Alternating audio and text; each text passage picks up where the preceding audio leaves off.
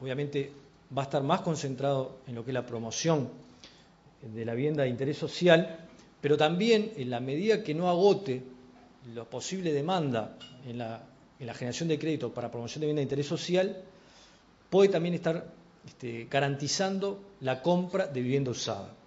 Y ahí están los topes para vivienda usada, o sea, en Montevideo, hasta entre 1 y 2 dormitorios, no puede exceder la compra de vivienda usada los $68.300 y en el resto del país casi los $61.000. O sea, este es un mecanismo que va a estar funcionando para la vivienda promovida, pero también va a estar garantizando, mientras no esté toda la oferta que se espera en el marco de la ley, el acceso a la compra de vivienda usada.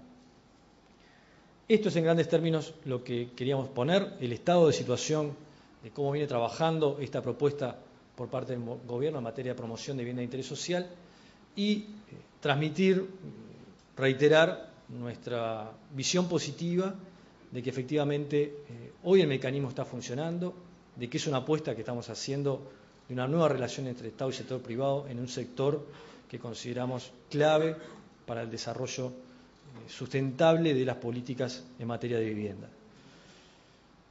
Hoy estamos, como decía la ministra, concretando en este año lo que ha sido el trabajo arduo de una reestructura del banco, de la creación de la agencia y hoy de la puesta en práctica de una política que entendemos, más allá de las modificaciones que puedan tener cada uno de los instrumentos o de la promoción, de nuevo, porque creemos que tampoco se agota en esto, es una apuesta que entendemos viene para quedarse y para plantear sanamente el crecimiento del sector para mejor calidad en el acceso a la vivienda a los sectores de ingresos medios y medios bajos. Gracias.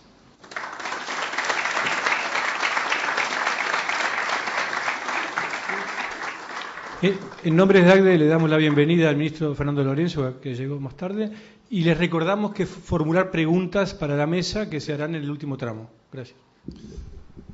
Bueno, muy buenos días.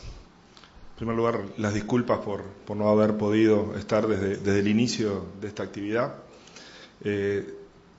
Agradecer primero al Ministerio de Vivienda, Ordenamiento Territorial y Medio Ambiente que haya tenido la idea de promover una actividad de este tipo en la que pudiéramos compartir y analizar conjuntamente entre autoridades gubernamentales y diversos sectores de interés involucrados en las políticas de vivienda el alcance de los instrumentos de promoción de vivienda social y al compartir el análisis de estos instrumentos propiciar que los mismos tengan todo el impacto, todo el éxito que necesariamente tienen que tener para el bien de los destinatarios finales de este tipo de política. Y a ACDE por haberse sumado a esta iniciativa, muchas gracias.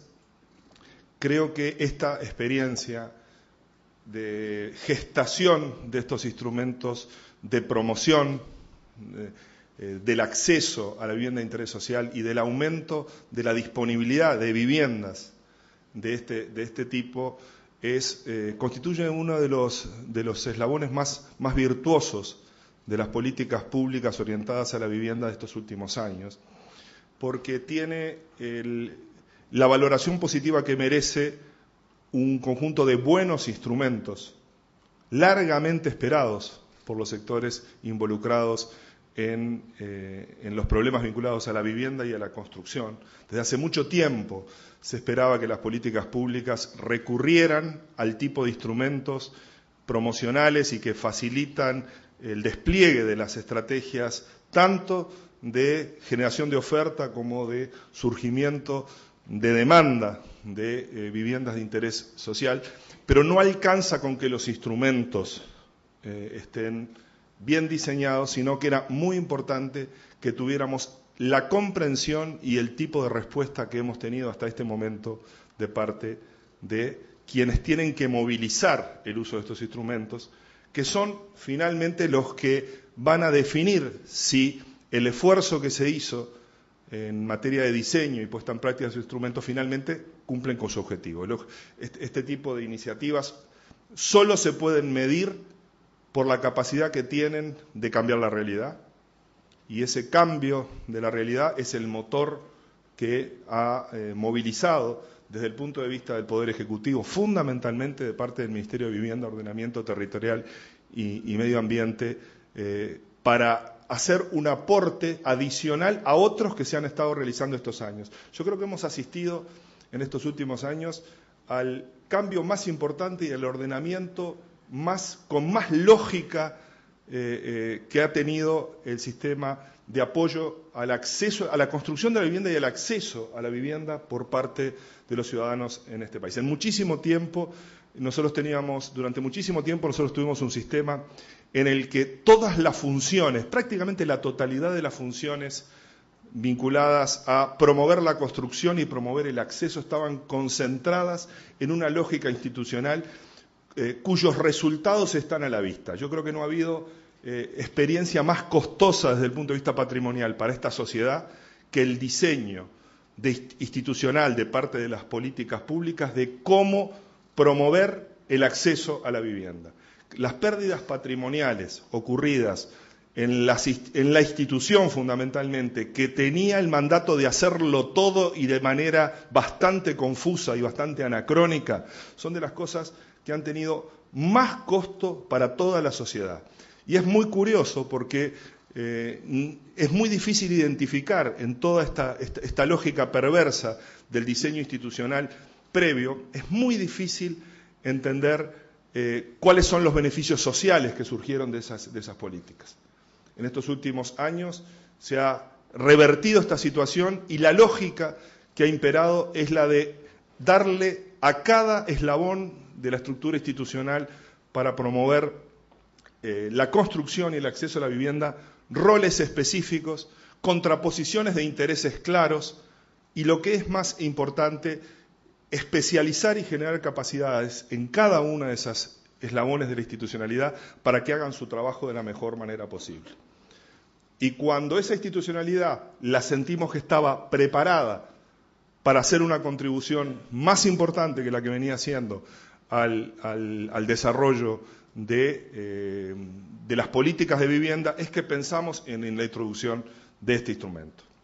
Este instrumento que se plasma en una ley, que hoy ya está reglamentada y que está operativa, tiene una lógica muy clara en términos de lo que pretende hacer, genera incentivos claros para que quienes no pensaban invertir en este tipo de proyectos lo hagan, pero al mismo tiempo entiende en la propia estructura del diseño del instrumento que la mitigación de riesgos vinculado a distintas partes del desarrollo de los proyectos y, lo que es más importante, la facilitación del acceso finalmente por parte de los clientes finales, los adquirentes o arrendatarios de las viviendas, que cada uno de esos sectores encuentre en este diseño institucional previo y en el instrumento específico que se está utilizando un mejor escenario para que las cosas avancen y que estemos a muy poco tiempo de iniciado el funcionamiento de esta ley, la puesta en práctica y reglamentación de esta ley, y que ya tengamos decenas de proyectos y que tengamos hoy aquí, y estoy viendo a los muchos actores muy importantes del sector de la construcción y de todos los sectores económicos que tienen que ver con el funcionamiento correcto y con la utilización correcta de esta ley. Yo creo que es un ejemplo claro de que no hay cómo que un buen instrumento sea sucedido por actitudes y respuestas por parte de los involucrados como las que estamos observando en este momento. Es más, alienta a las políticas públicas a comprender mejor los problemas y los desafíos a futuro que haya que hacer para ajustar y para mejorar los regímenes promocionales, el hecho de que haya la comprensión que estamos encontrando en este momento de parte de los actores. Ahora bien, en este conjunto de eslabones y actores especializados que intervienen en este proceso de desarrollo y promoción del acceso a viviendas de interés social, hay algunos actores que juegan un papel crítico en la viabilidad del negocio y otros cuyas actitudes condicionan la viabilidad del negocio, pero sobre todo en términos de ayudar a la sustentabilidad y permanencia de este esquema de desarrollo y construcción de viviendas, tanto para la venta como para alquiler. Es muy obvio que aquí la decisión básica que incluso el sistema trata de cambiar radicalmente es la ecuación de rentabilidad del inversor. O sea, la parte fundamental de este sistema consistió en dar una señal muy clara en términos de abatimiento de carga tributaria para cambiar la ecuación de rentabilidad, cuál fue la presunción de nuestra parte. Además de otros problemas planteados, que no se agotan en este de la rentabilidad de los proyectos, hay un problema que se nos dice que es de relativa importancia desde el punto de vista de la rentabilidad de los proyectos. Y lo que se hace es, se pone toda la carne en el asador. Se utiliza la totalidad de los instrumentos tributarios disponibles y la renuncia a los mismos con el propósito de atender este problema. Atender el problema vinculado a que uno de los argumentos era la insuficiencia de rentabilidad. Y digámoslo así, hecho esto, y desde el punto de vista de la ecuación básica de rentabilidad y lo que las políticas públicas generales pueden hacer, nosotros en este sentido estamos prácticamente agotando la capacidad de influir a través de las políticas públicas sin medidas de otro tipo, de subsidio directo a la oferta, no tenemos prácticamente ninguna posibilidad más de ayudar al desarrollo de este sector. Este me parece es el primer elemento. Ahora, el inversor, en la lógica de esta ley, aunque no esté escrito, la lógica entre inversor y financista no está subsumida en el mismo actor. No está pensado para que el inversor sea el financista, sino que quien es el inversor pueda financiarse en condiciones externas y ser un actor especializado en el desarrollo de un negocio inmobiliario, y no tiene por qué ser un especialista en financiamiento. Pero sí se trata de dar los instrumentos e incentivar a intermediarios financieros, sean estos inversores institucionales o bancos, a que, dadas las características del negocio, rentabilidad del proyecto y los instrumentos que usa el Ministerio de Vivienda, Ordenamiento Territorial y Medio Ambiente y la Agencia Nacional de Vivienda para facilitar el acceso, la combinación de todos esos elementos sea mitigadora de riesgo y convoque a los intermediarios financieros y a quienes tienen disponibilidad de recursos para invertir en este sector, que los pongan al servicio del inversor, pero no para que se conviertan en inversores.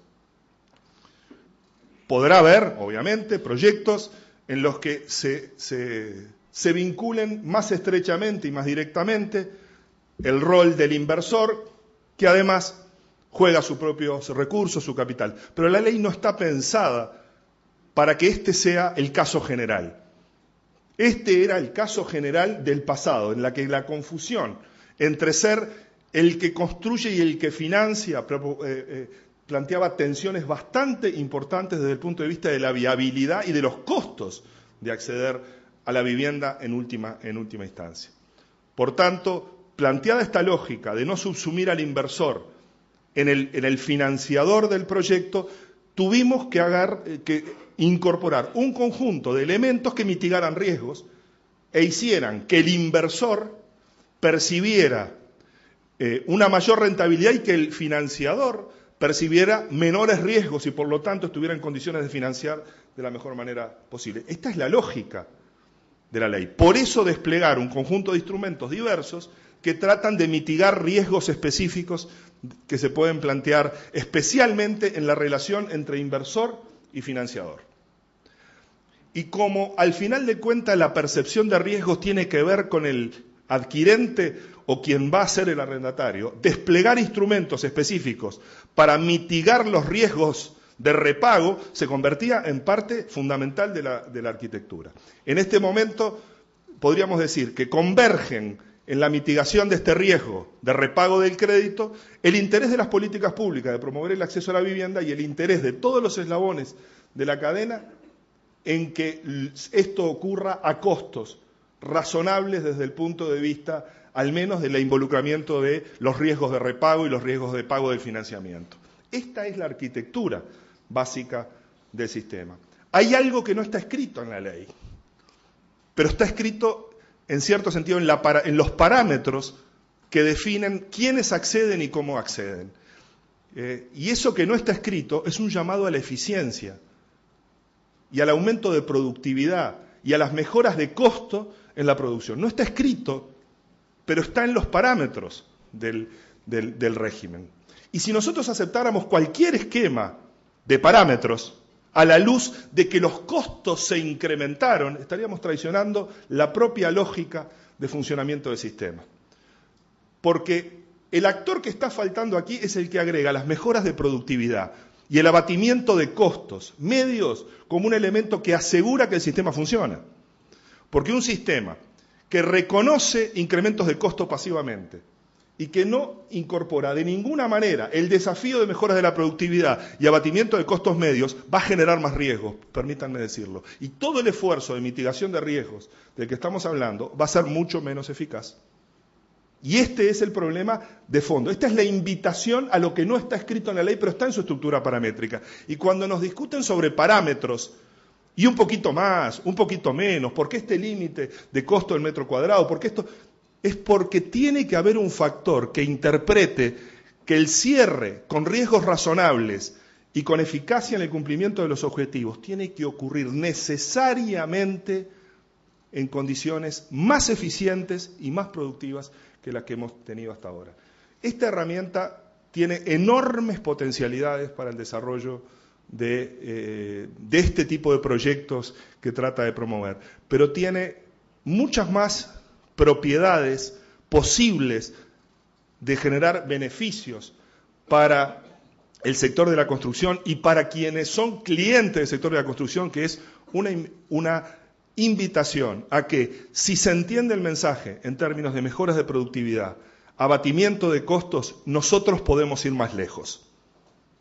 Si se entiende que esto es una plataforma básica para ayudar a cumplir con unos fines que nosotros valoramos desde el Poder Ejecutivo, hay posibilidad de seguir adelante. Si la respuesta es el clásico y conocido traslado de cualquier costo final al crédito y al destinatario final de la vivienda, lamentablemente lo que vamos a hacer es achicar el negocio. El negocio va a ser no más grande, va a ser más pequeño y va a ser más riesgoso. Y cuidado que no hay que creerse que las condiciones ambientales de un momento del tiempo permanecen, desde el punto de vista del funcionamiento de la economía y de los negocios, funcionan siempre en condiciones ambientales idénticas a las actuales. Tenemos que actuar con mucha responsabilidad, con mucho cuidado. Las políticas públicas han hecho el mayor esfuerzo que se conoce en la historia del país por poner un nuevo campo, un nuevo terreno para el desarrollo de esta actividad, partiendo de la base de que estamos colocando instrumentos para algo que tiene que contribuir al bienestar social. Pero cada uno de los eslabones de esta cadena, que van desde el inversor que toma el riesgo hasta el financista, los operadores de las políticas públicas y los destinatarios finales de esta política, todos tienen un aporte para hacer continuamente al desarrollo de esta actividad. Y claramente partamos de esta base, que estamos poniendo muchos instrumentos, diversidad de instrumentos, en un país y en un mercado en el que hay insuficiencia clara de inversores que quieran construir este tipo de viviendas, financistas que quieran financiar este tipo de proyectos y potenciales clientes que pertenezcan a los sectores sociales que se pretende favorecer en el acceso a la vivienda. Ese es el punto de partida y eso es lo que tenemos que revertir y por eso saludamos y agradecemos muy especialmente que esta reunión y otras que hemos tenido en el pasado demuestren el interés y la comprensión por parte de todos los actores de mercado. Muchas gracias.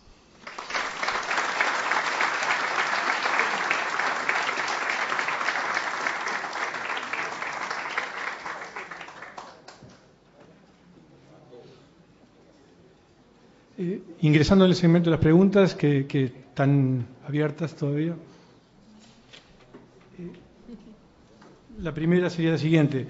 ¿Cuántas viviendas espera la agencia que se construyan en este periodo de gobierno? ¿Hay un monto máximo a subvencionar por el Estado? Ustedes eligen quién responde. No hay un monto máximo. Desde el punto de vista de la accionación tributaria, hoy no está planteado ese límite. Pueden sí tener algún límite los fondeos de los fondos de garantía, pero no desde el punto de vista de la promoción en el régimen de exoneración tributaria. Y en cuanto al volumen, bueno, hoy, como decía el ministro Lorenzo, están abiertos todas las posibilidades desde el ámbito de las políticas públicas.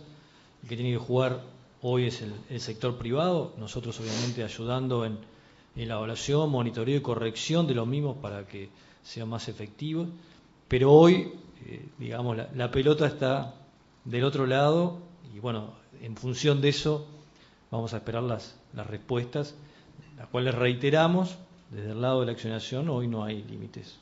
El ministro va a contestar. Sí. Muy breve. Queremos ser sorprendidos y si somos sorprendidos vamos a acompañar. Una nueva pregunta señala lo siguiente. ¿Cómo estiman ustedes que impactará el desarrollo de esta ley en los precios actuales de venta y alquiler de viviendas? En un principio apostamos al aumento del stock, al aumento de la oferta. El impacto va a depender justamente del número de unidades que se sumen al mercado. No apostamos a controlar esos precios. Sí, Carlos. La lógica de esto es una lógica de mercado muy tradicional, ¿no? Se supone que a demanda conocida, el hecho de que estemos estimulando la oferta debería provocar una moderación de los precios y a mejora de la calidad de la demanda y de los riesgos inherentes a la demanda, también hacer una contribución por la calidad del cliente. Entonces, el efecto dinámico debería ser ese. Obviamente, si no le prestamos atención a los temas de costos, a los temas de productividad y a los temas tecnológicos que están detrás de esto, vamos a tener resultados más modestos. Y cuanto más modestos sean los resultados, menos incentivo vamos a tener de parte de las políticas públicas a entender las razones de los involucrados. Hay otra pregunta que está bien, si tú vas a contar. No. Otra pregunta vinculada con esta es, se infiere por lo dicho de que se establece, como lo estableció el ministro de Economía en el Foro Económico de fin de año, que hay un mayor rango de productividad para la industria de la construcción de la actual, a la que se puede acceder. ¿Eso se comparte? Ese es el desafío. Nosotros hoy estamos apostando a la atención de los sectores medios y los sectores medios bajos, pero hay una demanda y hay un déficit que debe significar un desafío en la proyección de las capacidades de respuesta de la industria de la construcción con costos o con precios de venta más bajos, ¿no? Otra pregunta dice, ¿qué porcentaje de disminución de costos por exoneraciones tributarias se estima? ¿Es suficiente para atraer inversores? Carlos. Bueno, decíamos hoy que la inversión con destino a arrendamiento tiene, en términos relativos, un impacto más fuerte. Nuestras estimaciones, si son estimaciones en base a una cantidad de supuestos, la exoneración para un emprendimiento con destino a arrendamiento, cuando construye y arrienda la misma empresa, puede estar en torno del 37%. En el caso de venta, nuestras estimaciones están en el entorno del 17% con respecto al precio de venta. Eso obviamente son estimaciones, son rangos que varían en función del tipo de proyecto. Otra pregunta dice lo siguiente, en este tipo de proyectos los topes de venta de metro cuadrado normalmente se tiran a la baja. ¿Cómo se establecieron esos topes de venta de metro cuadrado? No, los topes de metro cuadrado fundamentalmente son aplicables en el interior, por un lado en función de un estudio que se ha hecho conjuntamente entre el Ministerio y la Agencia Nacional de Vivienda, y por otro lado también teniendo en cuenta lo que es la distribución de ingresos en el interior. No podemos poner topes superiores porque si no, no estamos llegando a lo que es el objetivo de la política pública, que son los sectores de ingresos medios y medios bajos. Bueno, entonces agradecemos muchísimo a los expositores, a la ministra Muslera, al ministro Fernando Lorenzo, al presidente de la Agencia Nacional de Vivienda, Carlos Mendive, a todos ustedes y a los patrocinantes que hacen posible el ciclo de actividades del 2012. Hasta la próxima. Muchas gracias.